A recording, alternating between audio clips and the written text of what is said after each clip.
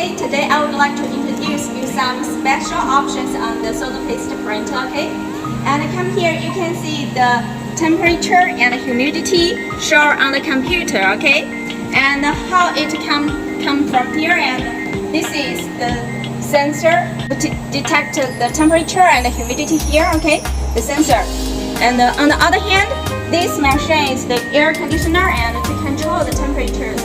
Exactly control the what temperature you need. Okay, so this is a very good option to control the working areas the temperature.